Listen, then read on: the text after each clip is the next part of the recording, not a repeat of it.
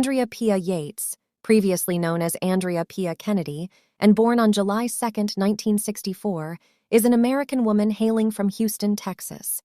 In a tragic event that took place on June 20, 2001, she admitted to drowning her 5 children in the family bathtub. This deeply disturbing case shed light on the Monotone rules and the irresistible impulse test for sanity as they faced intense public scrutiny in the United States. Leading up to the murders, Yates had displayed severe postpartum depression, postpartum psychosis, and schizophrenia. During Yates's trial in 2002, Chuck Rosenthal, the district attorney in Harris County, sought the death penalty. Although she was convicted of capital murder, the jury rejected the option of capital punishment. Instead, she received a life sentence in prison, with the possibility of parole after 40 years. However, the verdict was later overturned on appeal due to false testimony provided by one of the alleged expert psychiatric witnesses. Following a retrial, on July 26, 2006, a Texas jury found Yates not guilty by reason of insanity. Consequently, the court committed her to the high-security North Texas State Hospital in Vernon, where she received medical treatment. During her time there, she shared a room with Dina Schlosser, another woman who committed infanticide by killing her own infant daughter. In January 2007, Yates was transferred to Kerrville State Hospital, a low-security state mental hospital located in Kerrville, Texas. Background: Andrea Yates, originally known as Andrea Pia Kennedy, was born in Houston, Texas. She was the youngest of 5 children to Jutta Karen Kohler, a German immigrant, and Andrew Emmett Kennedy, whose parents immigrated from Ireland. During her teenage years, Yates struggled with bulimia and depression. At the age of 17, she even confided in a friend about her thoughts of suicide. In 1982, Yates graduated from Milby High School as the class valedictorian. She excelled as the captain of the swim team and held a position in the National Honor Society. Later, she pursued a pre-nursing program at the University of Houston and eventually graduated from the University of Texas Health Science Center at Houston. Between 1986 and 1994, Yates worked as a registered nurse at the University of Texas MD Anderson Cancer Center. It was in the summer of 1989 that she met Russell "Rusty" Yates, a NASA engineer, at the Sunscape Apartments in Houston. They soon began living together and got married on April 17, 1993. Rusty Yates was a devout evangelical Christian, and the couple expressed their desire to have as many children as nature allowed. They purchased a 4-bedroom house in Friendswood, Texas. Their first child, Noah, was born in February 1994, just before Rusty accepted a job offer in Florida. They relocated to a small trailer in Seminole and later moved back to Houston after the birth of their 3rd child, Paul, eventually purchasing a GMC motorhome. Following the birth of their 4th child, Luke, Andrea Yates experienced a recurrence of her depression. On June 16, 1999, her husband found her in distress, shaking and chewing her fingers. The next day, she attempted suicide by overdosing on pills, leading to hospitalization and a prescription for antidepressants. After being released, Yates pleaded with Rusty to let her die while holding a knife to her neck. She was once again hospitalized and prescribed various medications, including Haldol, an antipsychotic drug. Yates showed immediate improvement with this treatment and continued taking it after being released. Concerned for her well-being, Rusty moved the family to a smaller house. In July 1999, Yates suffered a nervous breakdown that resulted in 2 suicide attempts and 2 psychiatric hospitalizations during that summer. She was ultimately diagnosed with postpartum psychosis. Dr. Eileen Starbranch, her initial psychiatrist, strongly advised against having more children due to the risk of future psychotic depression. However, approximately 7 weeks after her discharge, Yates conceived her 5th and final child. In March 2000, she discontinued her use of Haldol and gave birth to her daughter, Mary, 9 months later. Yates appeared to be coping well until the death of her father on March 12, 2001. Subsequently, she stopped taking her medication, engaged in self-mutilation, obsessively read the Bible, and neglected to feed her daughter Mary. Her condition deteriorated to the point of requiring immediate hospitalization. On April 1, 2001, Yates came under the care of Dr. Mohammed Saeed. After treatment, she was released, but on May 3, 2001, she experienced another severe episode and filled the bathtub in the middle of the day. Although she later confessed to planning to drown her children that day, she decided against it. The next day, following a scheduled doctor visit, Yates was hospitalized again, as her psychiatrist suspected she was suicidal, assuming that filling the tub was an attempt to drown herself. Murders. During the time of the tragic killings, the Yates family resided in Clear Lake City, a Houston suburb. Until June 20, 2001, Andrea Yates remained under the care of Dr. Saeed. On that fateful day, Rusty, her husband, left for work, leaving her alone to care for the children, despite Dr. Saeed's explicit instructions to supervise her constantly. Dora Yates, Rusty's mother, was scheduled to arrive an hour later to take over for Andrea. Within that hour, an unimaginable event unfolded as Andrea Yates drowned all 5 of her children. The distressing sequence began with Yates starting with John, Paul, and Luke, after which she placed their lifeless bodies on her bed.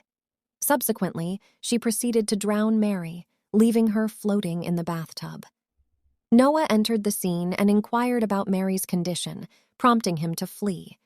However, Yates swiftly caught up to him and drowned him as well. Noah's lifeless body was left floating in the tub, while Mary was placed in John's arms on the bed. Yates then contacted the police, repeatedly expressing her need for an officer without disclosing the reason. She also called Rusty, urgently instructing him to return home without providing an explanation. Trials. Yates admitted to confessing that she drowned her children. Prior to her second trial, she disclosed to Dr. Michael Wellner that she waited for Rusty to leave for work in the morning before filling the bathtub because she knew he would have prevented her from harming the children. In the aftermath of the murders, the family dog was discovered locked up. Rusty informed Wellner that the dog usually had freedom to roam and was outside when he left the house.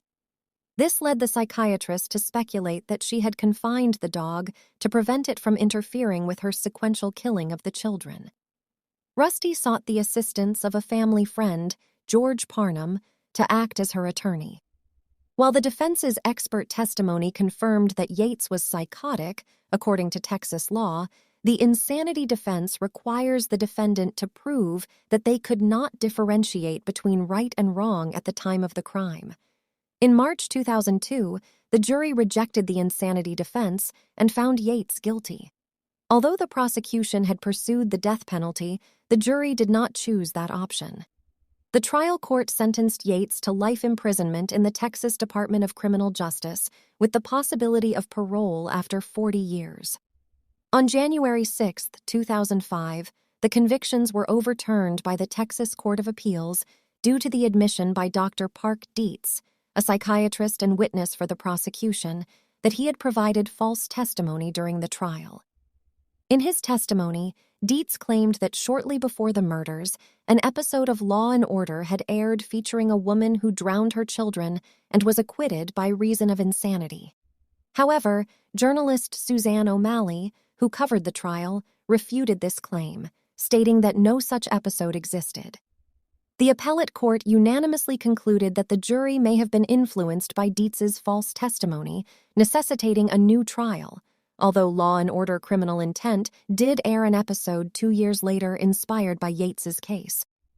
On January 9, 2006, Yates pleaded not guilty by reason of insanity once again. On February 1, 2006, she was granted bail under the condition that she be admitted to a mental health treatment facility. After 3 days of deliberation on July 26, 2006, Yates was deemed not guilty by reason of insanity, as defined by the state of Texas. Subsequently, she was committed to the North Texas State Hospital Vernon campus. In January 2007, she was transferred to the Kerrville State Hospital, a low-security mental facility located in Kerrville, Texas. Although psychiatrists from both the prosecution and the defense agreed that Yates suffered from severe mental illness, including various psychotic disorders, at the time she killed her children, the state of Texas argued that she was legally aware enough to comprehend the rightness or wrongness of her actions, despite her mental condition. The prosecution also insinuated spousal revenge as a motive for the killings, disregarding the findings of defense experts who concluded that there was no evidence supporting such a motive. While the initial jury believed she was legally aware of her actions, they did not agree that her motive was spousal revenge. Rusty Yates. According to trial testimony in 2006, Dr. Saeed advised Rusty Yates against leaving his wife unattended. However, Rusty disregarded this advice and started leaving her alone with the children for short periods of time before the drownings. He believed that it would promote her independence, despite the instructions from her doctors.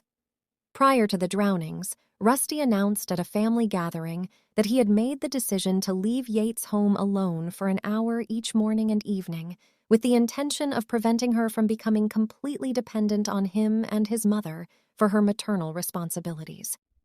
During a broadcast of CNN's Larry King Live, Andrea Yates's brother, Brian Kennedy, claimed that Rusty expressed to him in 2001, while transporting her to a mental treatment facility, that all depressed people needed was a swift kick in the pants to motivate them. Yates's mother was shocked when she heard of Rusty's plan during the gathering, stating that Yates was not stable enough to care for the children. She pointed out an incident where Yates tried to feed Mary solid food and nearly choked her, demonstrating that Yates was not in her right mind. According to authors Susie Spencer and Suzanne O'Malley, who extensively investigated her story, it was during a phone call between Dr. Saeed and Rusty when the breaking news of the killings occurred that Saeed first learned that Yates was not under constant supervision. Yates's initial psychiatrist, Dr. Starbranch, was shocked and disbelieving when, during an office visit with the couple, they expressed their desire to discontinue her medications so she could become pregnant again. She advised them against having more children, citing in the medical record 2 days later, "Apparently, the patient and husband plan to have as many babies as nature will allow. This will surely guarantee future psychotic depression."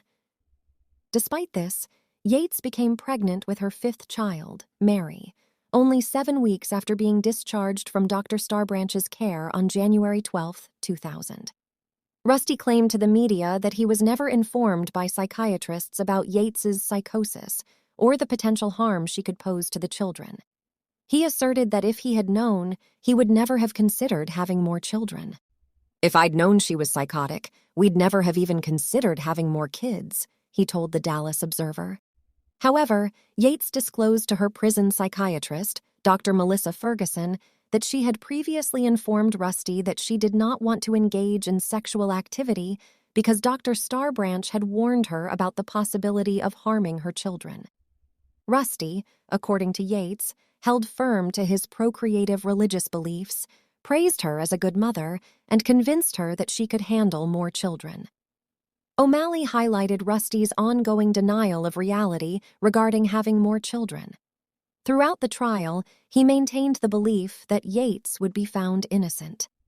He fantasized about having more children with her after she received successful treatment in a mental health facility and was properly medicated. He explored various solutions for their troubled lives, such as surrogate motherhood and adoption, which horrified her family, attorneys, and Houston psychiatrists, before eventually facing the reality of the situation. Medical community. Rusty argued that Dr. Saeed, being a psychiatrist, had the responsibility to identify and appropriately treat Yates's psychosis, a task that should not be entrusted to someone without medical training like himself. He asserted that despite his insistence on checking her medical records for previous treatment, Dr. Saeed had refused to continue her regimen of the antipsychotic Haldol, which had proven effective during her initial breakdown in 1999. The crucial question, in my opinion, is how she could have been severely ill without the medical community diagnosing her, providing treatment, or safeguarding our family from her actions. Rusty testified that he had no knowledge of her hallucinations, voices, or her contemplation of harming the children. Dr. Saeed was also unaware of these delusions, even though they could have been found in the medical records from 1999. Eventually, he reluctantly prescribed Haldol, the same medication that had worked in combination with other drugs during her previous breakdown. However, after a few weeks, he discontinued the prescription, citing concerns about potential side effects. Rusty testified that despite his wife's deteriorating condition, when he brought her to Dr. Saeed's office 2 days before the drownings, the doctor refused to extend the use of Haldol or readmit her to the hospital. Furthermore, Rusty mentioned that his wife was too unwell to be discharged from her last hospitalization in May 2001. He observed the staff at the hospital lowering their heads in what seemed like shame and embarrassment, avoiding any communication. The hospital's decision was driven by the limitations imposed by their insurance provider, Blue Cross Blue Shield, which allowed only a 10-day psychiatric hospitalization as subcontracted by Magellan Health Services. Medications and warning signs. Rusty and his relatives asserted that Dr. Saeed's improper prescription of a combination of antidepressants in the days leading up to the tragedy was responsible for Yates's psychotic behavior. Dr. Moira Dolan, the executive director of the Medical Accountability Network, stated that homicidal ideation was listed as a rare adverse event on the warning label of the antidepressant drug Effexor in 2005.